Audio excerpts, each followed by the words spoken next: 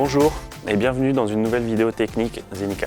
Aujourd'hui, nous allons voir ensemble comment effectuer la migration d'une application AngularJS vers Angular 2 dans les meilleures conditions possibles.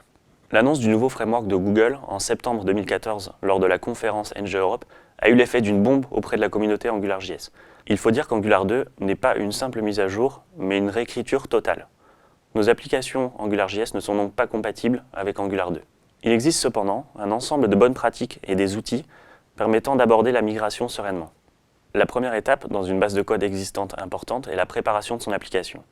Il ne s'agit ni plus ni moins que d'appliquer des bonnes pratiques qui faciliteront l'arrivée d'Angular 2.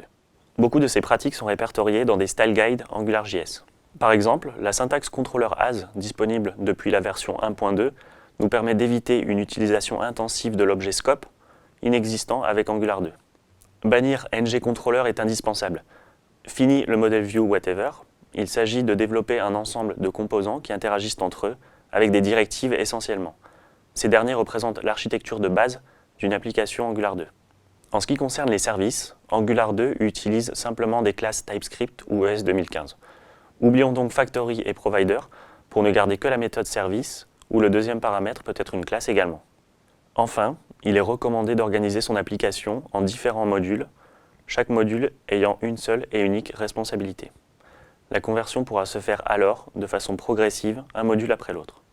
De nombreuses autres bonnes pratiques sont disponibles dans le Style Guide de John Papa, un membre actif et reconnu de la communauté Angular. Une application découpée en plusieurs modules comprend bien souvent une multitude de fichiers JavaScript. Charger ces fichiers dans un index HTML avec la balise script peut devenir très vite compliqué. C'est pourquoi il est intéressant d'utiliser des systèmes de chargement de modules tels que System.js ou Webpack qui permettent de bénéficier des imports-exports de fichiers et de modules, à condition bien sûr d'utiliser TypeScript ou ES 2015.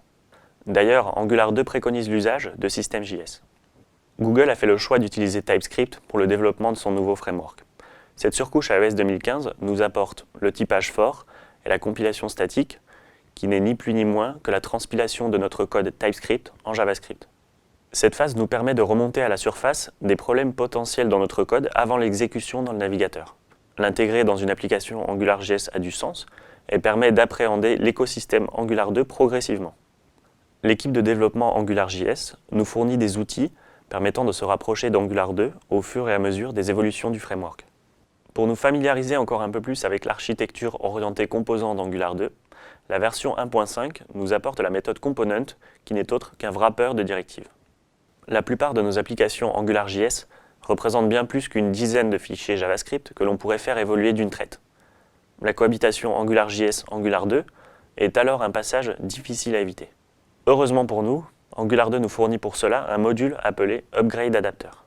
Grâce à cet objet, il est possible d'utiliser un composant ou une directive AngularJS dans un composant Angular 2 avec la méthode UpgradeNG1Component. Inversement, il se peut que nous soyons contraints d'utiliser un composant Angular 2 en lieu et place d'un composant AngularJS. C'est ici que la méthode downgradeNG2Component nous vient en aide. De la même manière que pour les composants, les services propres aux deux frameworks peuvent cohabiter.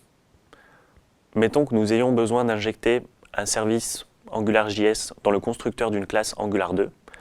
Nous avons la possibilité de le faire grâce à la méthode UpgradeNG1Provider. La méthode downgradeNG2Provider nous fournit l'opération inverse, c'est-à-dire que nous allons enregistrer un service Angular 2 en lieu et place d'un service AngularJS. La suite consiste à faire en sorte que les éléments spécifiques à AngularJS disparaissent petit à petit jusqu'à ce qu'Angular 2 soit le seul maître à bord. La version stable du nouveau framework ne saurait tarder. C'est le moment idéal pour mettre les mains dans le cambouis.